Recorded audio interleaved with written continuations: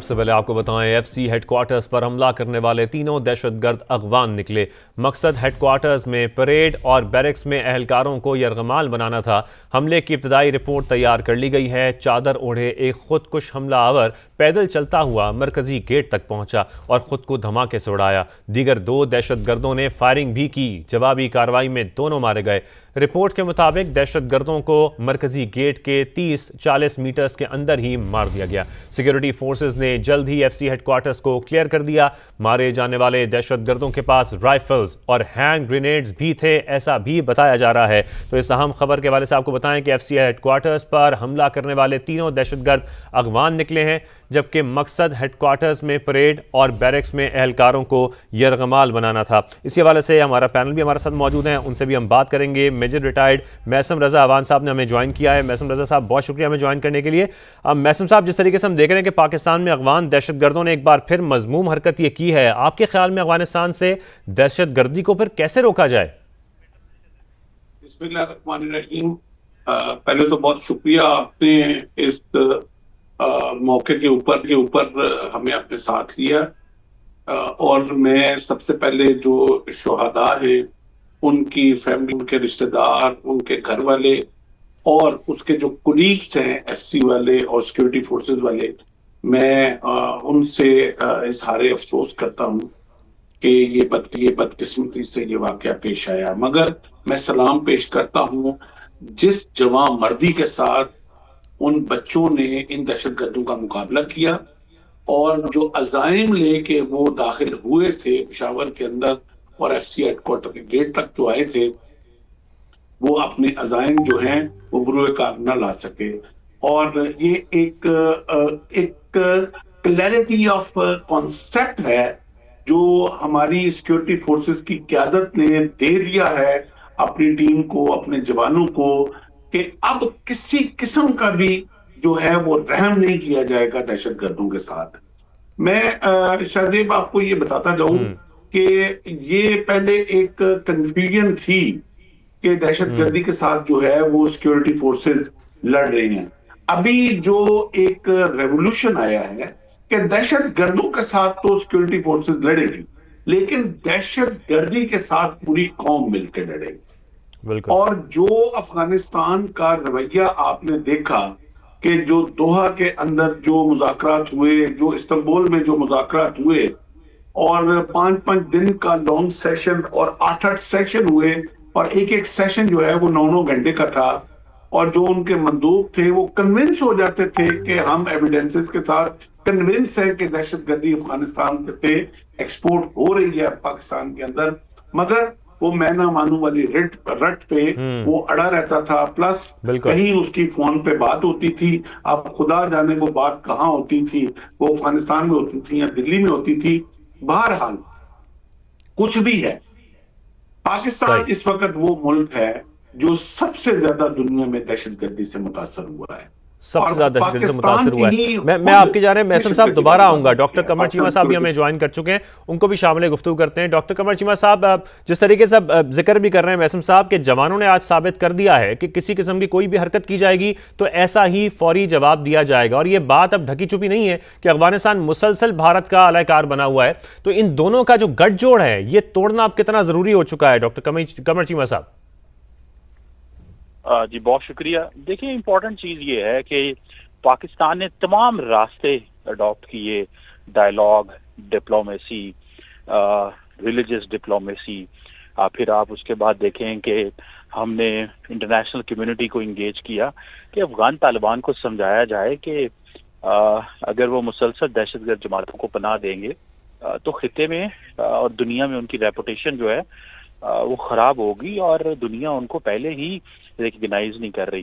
اب مسئلہ یہ ہے کہ اس وقت بھارت اس خطے میں واحد ملک ہے جو نہ تو ٹی ٹی پی کو دہشت گرد جماعت کہتا ہے، جو نہ ٹی ٹی پی کے خلاف ایکشن لیتا ہے، اور اگر کبھی پاکستان نے اسٹرائک کی ہے ٹی ٹی پی کی ہائیڈ آؤٹس پہ تو بھارت جو ہے وہ سپورٹ میں آتا ہے۔ تو میں سمجھتا ہوں کہ یہ ہماری حکومت کو چاہیے کہ ڈپلومیٹک جو اوفینسو لانچ کیا جائے، اور خاص طور پہ دنیا میں یہ بتایا جائے کہ پاکستان جو ہے وہ اکیلی ریاست ہے جو اس وقت دہشت گردی سے لڑ رہی ہے۔ سو ہم اکیلے لڑ رہے ہیں اس دہشت گرد جماعتوں سے جو دہشت گرد گروپ افغانستان میں موجود ہیں. یو این سیکورٹی کونسل تو یہ کہہ دیتی ہے کہ وہاں پہ دہشت گرد موجود ہیں, ہم اس سے متاثر ہوتے ہیں, دنیا کوئی ایکشن نہیں لیتی. تو یہ اس کا کیا سلوشن ہے؟ کیا اسی طرح پاکستان اکیلا لڑے گا؟ سو جسے وہ کہتے ہیں نا فائٹنگ الون, اور دنیا جب کہتی تھی کہ القاعدہ اور افغان طالبان اور یہ سارے جو دہشت گرد گروپ یہاں پہ بیٹھے ہوئے ہیں, دنیا ان کے خلاف ایکشن لے رہی تھی, تو پاکستان نے اپنی افواج, اپنی عوام اور پاکستانی قوم نے اس وقت دہشت گرد گروپوں کے خلاف ایکشن لیا تھا.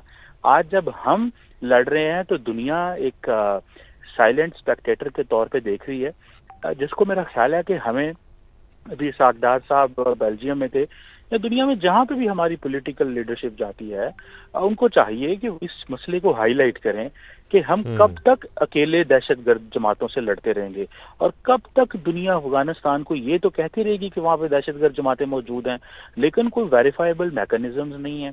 جب ہم افغان طالبان کو یہ کہتے تھے کہ آپ ادھر قطر میں کہا, استنبول میں کہا کہ آپ ہمیں بتائیں اور ویریفائی کر کے دیں کہ وہاں سے دہشت گرد جماعتیں آپ کی سرزمین استعمال نہیں کریں گی, تو انہوں نے کہا یہ ہم نہیں کر سکتے. امریکہ نے جو قطر میں معاہدہ کیا تھا اس کا بھی کوئی ویریفائبل میکانزم موجود نہیں ہے. آج بھی القاعدہ اور ٹی ٹی پی کا الائنس موجود ہے. آج بھی ہر وہ دہشت گرد جماعت جو کہ افغانستان کے اندر آ کے پولیٹیکل لیڈرشپ کی بیعت کر لیتی ہے, جو کہ سب نے بیعت کی ہوئی ہے, وہ وہاں پہ آرام سے رہ سکتی ہے, اور ٹارگٹ ہے پاکستان. وہ پاکستان کے اندر ایک بڑا زمین کا ٹکڑا حاصل کرنا چاہتے ہیں, وہ پاکستان کے اندر چاہتے ہیں کہ یہاں پہ کچھ ایسے ایریا کے اوپر قبضہ کر کے اپنی وہ اسٹیٹ بنانا چاہتے ہیں.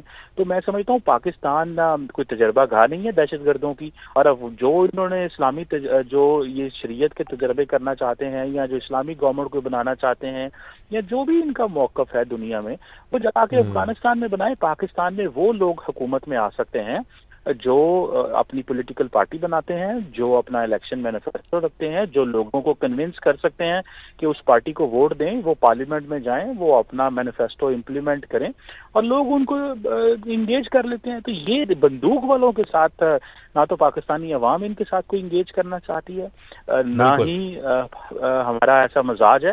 ہم ایک ڈیموکریٹک سوسائٹی ہیں. ہم یہ اگر آج سوئسائڈ بامبرز آئے ہیں تو اس سے پہلے اسلام آباد میں ہم نے دیکھا ہماری عوام, ہماری قوم, ہماری اسٹیٹ بالکل تیار ہے, لیکن میرا خیال ہے کہ ہمیں اس سے تھوڑا آگے جانا ہوگا. اور اگر ڈپلومیٹک اوفینسو ہم نے لانچ نہ کیا, اور دوسرا انڈیا کو دنیا میں یہ نہ کہا کہ وہ دہشت گردی کو اسپانسر کر رہا ہے, اس سپیڈ سے وہ کہنا چاہیے ہمیں, اس کی جو فریکوینسی ہے اس کو بڑھانے کی ضرورت ہے. اور یہ پاکستان کی سوسائٹی دیکھیں, لوگ پوچھتے ہیں, پبلک پوچھتی ہے کہ آخر کیا وجہ ہے کہ آج بھی جو ہے وہ بھارت کی پراکسیز کام کر رہی ہیں. اب دیکھیں بھارت کے فارن منسٹر وہاں پہ گئے, اب افغانستان کیا کہتا ہے کہ جی ہم کاروبار نہیں کرنا چاہتے آپ سے. بھائی نہ کریں, لیکن سوال یہ ہے کہ کیا ایشورنسز مل رہی ہیں ان کو انڈیا سے, اور جو ایشورنسز مل رہی ہیں اس کے بعد آپ دیکھیں کہ آپ کے ملک میں دہشت گردی کی لہر اور تیز ہوگی, کیونکہ انڈیا نے تو اپنے اچھے بھلے پریزنس افغانستان میں بڑھا لیا ہے. پہلے تو وہ اور انداز سے ان کی سپورٹ کر رہے تھے. ابھی متقی عامر خان متقی گئے ہوئے تھے, اور ابھی ٹریڈ منسٹر بھی افغانستان کے وہاں گئے ہوئے تھے, 5-6 دن وہ رہتے ہیں.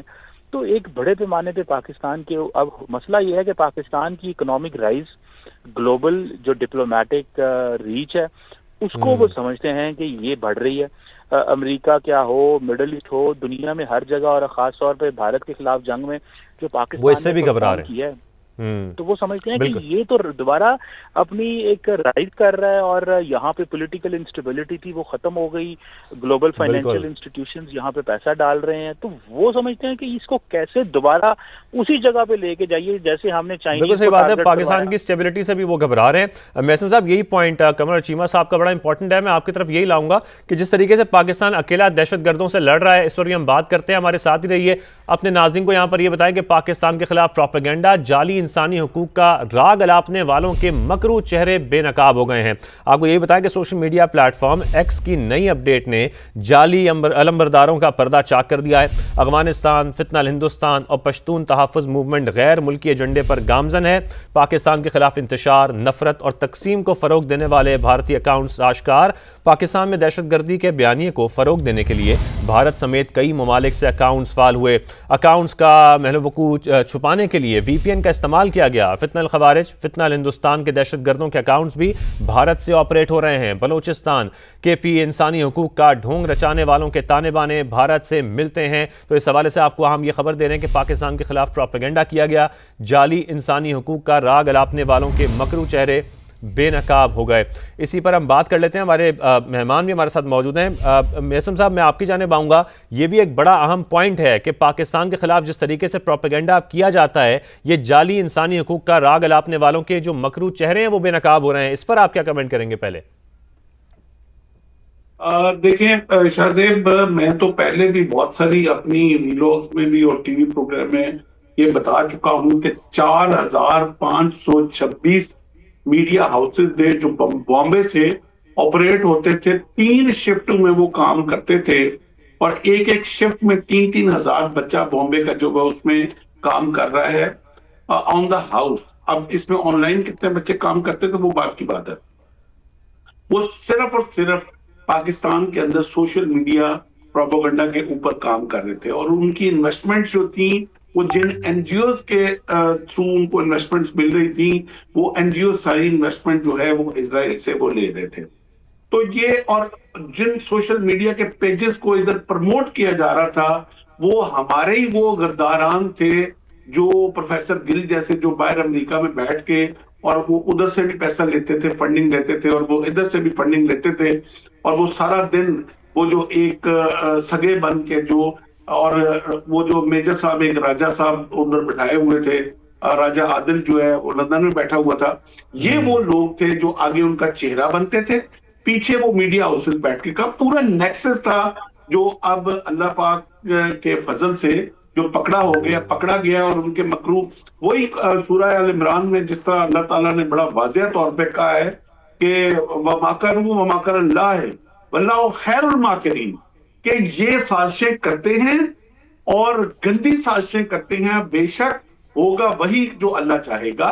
تو یہ اسی طرح کے پاکستان کے جو غداران ہیں جو وہ ہمیشہ سے پاکستان کو، جب سے پاکستان چلے نیوکلیر اسٹیٹ اور پاکستان نے اپنا جو کوالٹی ہے وہ برتھ شو کی، یہ 1975 کے بعد جب پاکستان نے او آئی سی بنائی اور پاکستان کی قابلیت انہوں نے دیکھی کہ یہ وہ ملک ہے جو مسلم امہ کو لیڈ کر سکتا ہے، اس کے اندر کوالٹی ہے، انہوں نے ہر طرح کا وہ دجالی حملہ پاکستان کے اوپر کرنے کی کوشش کی ہے، کبھی فتنۃ الخوارج کی صورت میں، کبھی فتنۃ الہند کی صورت میں، کبھی سوشل میڈیا کے ذریعے ایک کلٹ تیار کر دیا گیا جو اپنی فوج کے اوپر سارا دن بیٹھ کے بھونکتا ہے، اور ان کو یہ بھی نہیں پتا کہ وہ سیکورٹی فورسز ہیں جن کی وجہ سے آپ سکون سے جو ہے وہ سانس لیتے ہیں، آپ کے بچے اسکول جاتے ہیں۔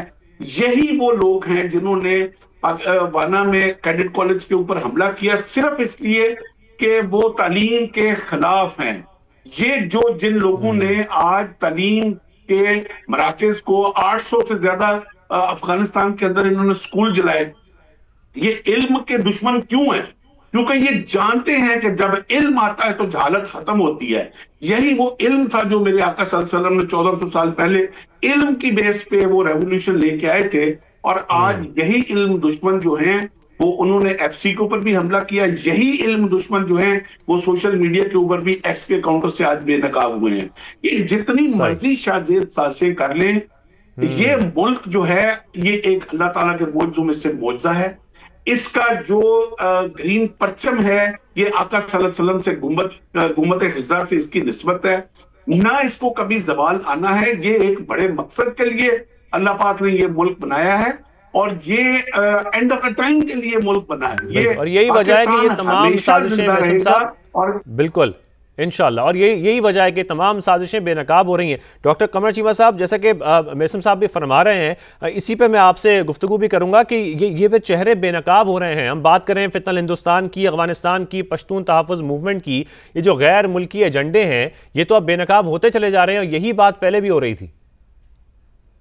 جی دیکھیں، یہ امپورٹنٹ ڈیولپمنٹ اس سینس میں ہے کہ ہم تو بہت دیر سے ہی کہہ رہے تھے کہ یہاں پہ انڈیا کی جو ڈیپ اسٹیٹ ہے اس کی پراکسیز موجود ہیں، لیکن 3-4 سالوں میں افغان طالبان کو موقع دیا گیا کہ ان پراکسیز کو استعمال نہ ہونے دیں پاکستان کے خلاف، کیونکہ ہم سمجھ رہے تھے کہ افغانستان کے جو طالبان ہیں وہ امریکہ سے جو معاہدہ کر کے قطر میں آئے ہیں، تو یہ ایک نیا افغانستان بنانا چاہتے ہیں جس میں انہوں نے وعدہ کیا ہے کہ دہشت گرد جماعتوں کی حکومت کو پناہ نہیں دی جائے گی، ان کو ڈس آرم کیا جائے گا، ایک انکلوسیو گورنمنٹ بنے گا، پاکستان کی سینٹرل ایشیا تک ایکسیس ہوگی، ایک پورے کا پورا ایک ڈفرینٹ سیٹ اپ ہم سوچ رہے تھے۔ لیکن انفارچونیٹلی میں سمجھتا ہوں کہ افغان طالبان جو ہیں انہوں نے پہلے تو پراکسیز کو الاؤ کیے رکھا کہ پاکستان پہ حملے کرو، بھارت کو سپیس دے دی، کیونکہ ان کو پتا تھا کہ جو بھارت یہ کام تو اشرف غنی اور حامد کرزئی بھی نہ کر سکے جو افغان طالبان کر رہے ہیں۔ اور دوسری بات یہ ہے کہ ہم نے لاکھوں افغانیوں کو اپنے ہاں رکھا، ہمارے بھائی، ہماری بہنیں، ہمارے مہمان تھے وہ، اور مشکل وقت میں جب افغانستان بھی ایک مشکل وقت تھا تو ہم نے ان کو رکھا، اور یہ میں سمجھتا ہوں یہ ہماری بہت بڑی، ہمارے معاشرے کے اندر ہمیں تو احساس ہی کبھی نہیں ہوتا تھا کوئی افغانستان سے ہے اور کوئی پاکستان سے ہے، اس طرح ہم نے ان کو ویلکم کیا۔ لیکن آج مجھے اس چیز کو سمجھنا ہے کہ افغانستان کے ہمارے بھائی بہن کس طرح برداشت کر لیتے ہیں جب پاکستان میں فتنہ خارج کے لوگ آ کے افغانستان سے وہ ہمارے لوگوں پہ حملہ کرتے ہیں۔ آج وہ کیوں نہیں افغان طالبان کے اوپر پریشر ڈالتے، وہ کیوں نہیں افغان طالبان سے کوشچن کرتے، وہ کیوں نہیں بولتے ان کے سامنے کہ پاکستانیوں کا کیا قصور ہے، کیوں پاکستان کی عوام کے اوپر، نہتے لوگوں کے اوپر جو ہے وہ حملے کیے جا رہے ہیں۔ میں سمجھتا ہوں کہ یہ ایک ایسا موقع ہے کہ پورے کے پورے معاشرے کو ہمارے جو ہے اس کو کلیئرٹی ہوئی ہے کہ افغانستان کے حوالے سے ہمارا جو ویو تھا وہ ڈفرینٹ تھا۔ اب پاکستانیوں کو اندازہ ہوا ہے کہ ہم نے جو گلیمرائز کیا ہوا تھا افغان طالبان کو، ان کو ڈی گلیمرائز کرنے کی ضرورت ہے، اور ہماری ایک پولیٹیکل کلاس نے بھی کسی حد تک اس کو گلیمرائز کیا، لوگوں کو بھی کلیئرٹی نہیں تھی۔ ہمیں سمجھنا ہے کہ افغانستان کے اندر جو نظام ہے یہ نظام یہاں پہ امپلیمنٹ نہیں ہو سکتا، یہ نظام اس ملک کے پاکستان کے لیے نہیں ہے، اپنے لوگوں یہ نظام پاکستان کے لیے نہیں ہے۔ میثم رضا اوان صاحب اور ڈاکٹر قمر چیمہ صاحب ہمارے ساتھ موجود تھے، آپ دونوں کا بے شکریہ اس اہم معاملے پر گفتگو کے لیے آپ نے ہمیں سما کو جوائن کیا۔ اپنے ناظرین کو یہاں پر ایک بار پھر بتائیں کہ پاک کے خلاف پروپیگنڈا، جعلی انسانی حقوق کا راگ الاپنے والوں کے مکروہ چہرے بے نقاب ہو گئے۔ Social media plate form x کی نئی اپڈیٹ نے جعلی علمبرداروں کا پردہ چاک کر دیا۔ افغانستان، فتنہ الہندوستان، پشتون تحفظ موومنٹ غیر ملکی ایجنڈے پر گامزن ہے۔ پاکستان کے خلاف انتشار، نفرت اور تقسیم کو فروغ دینے والے بھارتی اکاؤنٹس آشکار ہوئے۔ پاکستان میں دہشت گردی کے بیانیے کو فروغ دینے کے لیے بھارت سے اکاؤنٹس فعال ہوئے۔ اکاؤنٹس کا محل وقوع چھپانے کے لیے وی پی این کا استعمال کیا گیا۔ اس کے ساتھ ساتھ آپ کو یہ بھی بتائیں کہ فتنہ الخوارج، فتنہ الہندوستان کے دہشت گردوں کے اکاؤنٹس بھی بھارت سے آپریٹ ہو رہے ہیں۔ بلوچستان، کے پی، انسانی حقوق کا ڈھونگ رچانے والوں کے تانے بانے بھی بھارت سے ملتے ہیں۔ پاکستان دشمنی میں بیرون ملک چلنے والی پروپیگنڈا اور جھوٹ کی فیکٹریاں دنیا پر عیاں ہو گئیں۔